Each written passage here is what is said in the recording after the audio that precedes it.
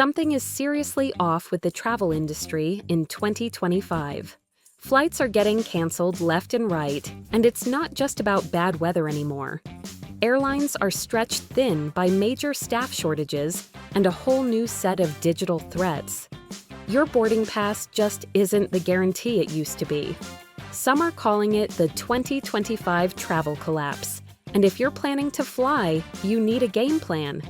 In this video, we're going to break down the 3 biggest threats to your journey: the critical shortage of airline staff, the escalating cyberwar targeting airlines, and the global turmoil that's making the world feel a whole lot bigger. More importantly, we'll get into what's being done about it and what you can do to fly smarter through the chaos. Let's get into it: the people problem. So, first up, let's talk about the biggest and most immediate issue facing the aviation industry right now. And nope, it's not delayed flights or rising ticket prices. It's people, or rather, the lack of them. We're talking about a massive staffing crisis hitting pretty much every corner of the global aviation world. From pilots in the cockpit to technicians in the hangar, and even the folks loading your suitcases on the tarmac.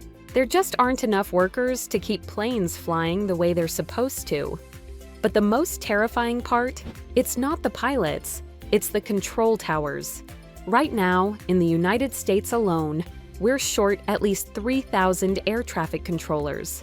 Some estimates say it's closer to 3,500.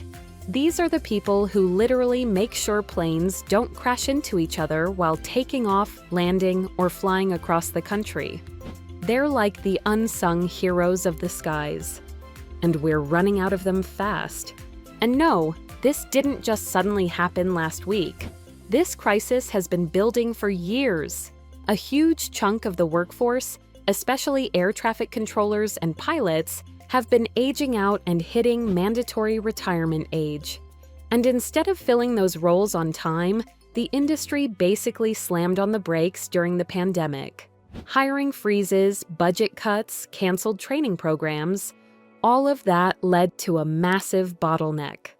Now the aviation world is in full panic mode. Boeing recently estimated the industry will need around 660,000 new pilots by the year 2044 just to keep up with global demand. And that's not even counting the mechanics, flight attendants, or airport staff. It's giving full-on crisis energy. To be fair, the FAA is trying. They've launched a so-called supercharged hiring push and are planning to bring in 2,000 new air traffic controllers soon. But here's the catch. Training an air traffic controller isn't like onboarding a barista. It takes literal years of specialized education, simulation training, and high-pressure testing. Experts say it could take anywhere from 5 to 10 years just to get things back to normal. So, what does this actually mean for you, the passenger? It means a whole lot of frustration. It means delays and cancellations are the new normal. When a major hub like New York or Atlanta is understaffed, they have no choice but to slow down traffic to maintain safety. This kicks off a domino effect across the entire country, where a single staffing issue can ground your flight thousands of miles away. Airlines are already being forced to cut their schedules in busy markets simply because the system can't handle the volume. The industry is trying to fight back. Airlines are throwing money at the problem with competitive pay and bonuses to attract and retain talent. The FAA is expanding training programs and even looking at legislation that would let healthy, experienced controllers work past the current mandatory retirement age. But these are long-term solutions for a very immediate problem. The reality for anyone flying in 2025 is that the people who make it all happen are stretched thinner than ever. All right, so if you thought the staffing shortage was bad, buckle up, because the second major threat facing the aviation industry, you can't see it, you can't hear it, and it doesn't need a passport to get on board. The digital ghost. The airline industry is now a top target for some seriously bold cybercriminals, and things are escalating fast. Just in the last months alone, big-name airlines like WestJet, Hawaiian Airlines, and Qantas have all confirmed they were hit by cyber incidents. And this isn't some minor IT glitch or your grandma clicking a sketchy email. The FBI even issued a full-blown warning. A group of elite hackers calling themselves Scattered Spider is now laser-focused on the aviation industry. And here's the wild part. This isn't some underground dark web crew hiding in basements. These hackers are young, fluent in English, and ridiculously good at social engineering. That means they're not breaking through firewalls. They're tricking actual employees into giving them access. Why hack the system when you can just convince someone to hand you the keys? Airlines are a goldmine of personal data, full names, emails, loyalty numbers, flight histories. And even if they don't get your credit card or passport info, the data they do grab is enough to cause massive problems. In the recent Qantas breach, up to 6 million customer profiles were exposed. That's not just an oops, that's a full-on data disaster. But wait, it gets worse. Because while losing your personal info is scary enough, the bigger threat is what these hackers could do to airline operations. And let's be honest, a lot of the tech behind the scenes in aviation is ancient, like early 2000s, still using Internet Explorer kind of old. Hackers don't need to break into a plane's controls to cause chaos. They can go after scheduling systems, crew management tools, or internal comms platforms. And if just one of those goes down, it can ground an entire airline. We've already seen this happen due to technical glitches. Remember the FAA grounding in early 2023? Or Southwest's meltdown that led to thousands of flights canceled? Imagine that, but on purpose. Security experts agree that the aviation industry has a long way to go to shore up its digital defenses. The attackers are moving from small-time disruptions to targeting critical systems with serious intent. In response, airlines are scrambling to invest in security upgrades, monitor their systems in real time, and train staff to spot these manipulative social engineering tricks. They're under huge pressure to modernize their rickety IT systems, but it's a race against an enemy that's always one step ahead. The digital ghosts are already in the machine, and that means the reliability of your flight now depends on cybersecurity. For every one of us trying to navigate this, staying informed is half the battle. This situation with airline vulnerabilities is changing constantly. If you want to stay updated on the latest developments and get more tips on how to travel smarter and safer, make sure you subscribe to the channel and ring that notification bell. We're tracking these stories every single day. The world at odds. The final piece of this perfect storm is the state of the world itself. The geopolitical landscape of 2025 is more fractured than it has been in decades, and global tensions are directly impacting your ability to get from point A to point B. The most obvious problem is airspace restrictions.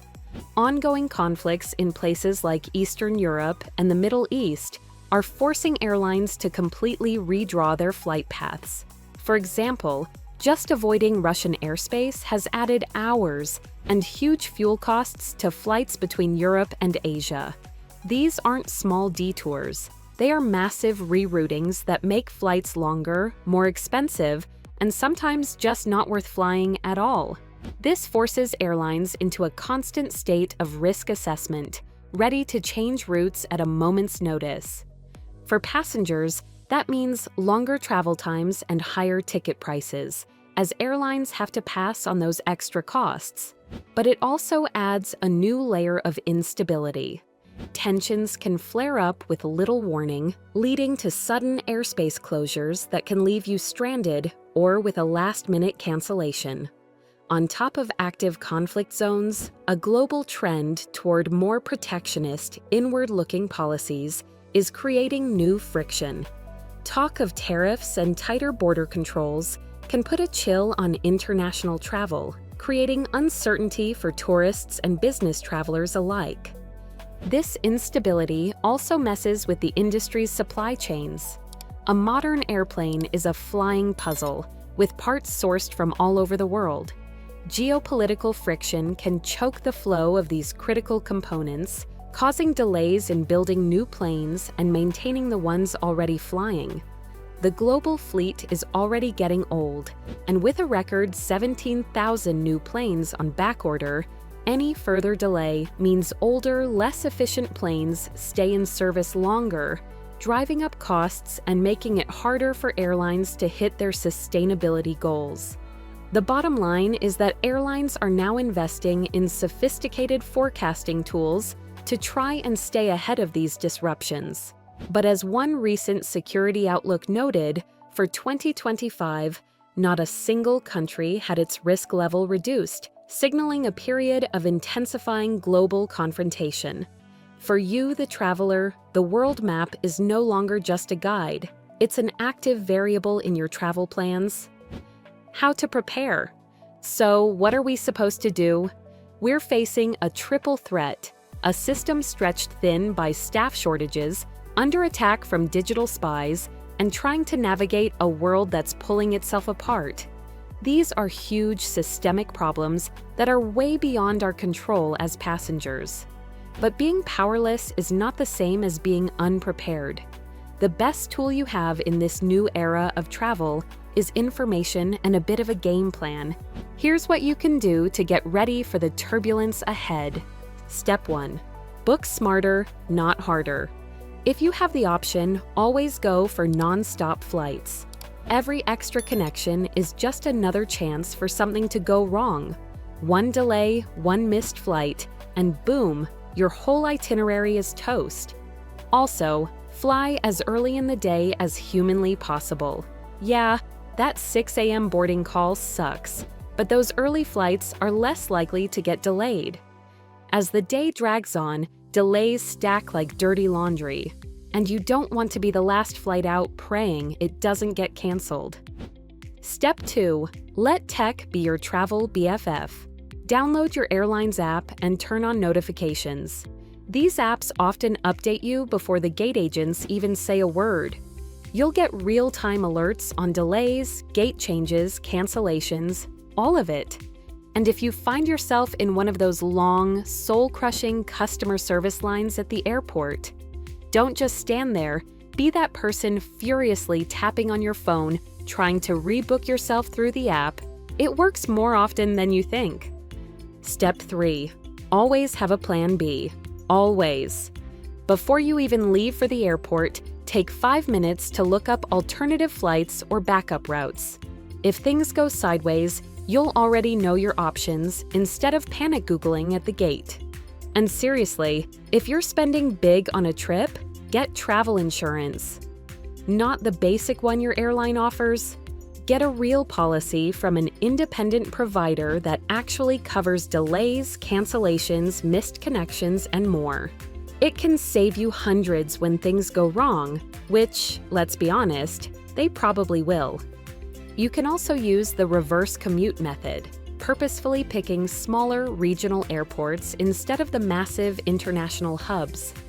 Big airports seem convenient because they have more flights, but that's a trap.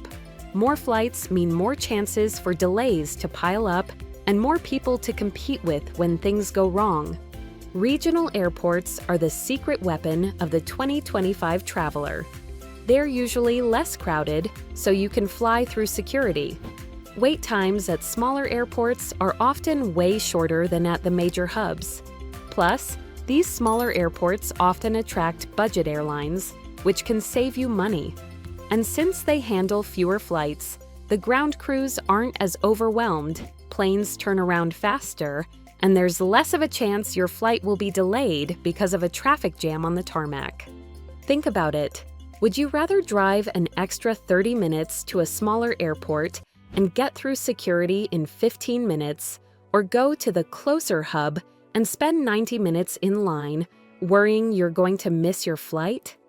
In 2025, the smart move is often to look past the big-name airports and go for the little guy.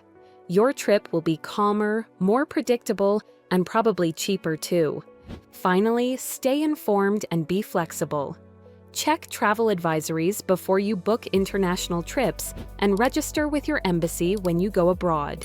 The truth is, traveling in 2025 just requires more patience and a go-with-the-flow attitude than ever before. While the industry grapples with these enormous challenges, your best defense is to be a smart, prepared, and resilient traveler. So, what do you think about this list? Did we miss anything important? Let us know down in the comments section. If you enjoyed this video, give it a thumbs up and subscribe for more videos like this. Thanks for watching.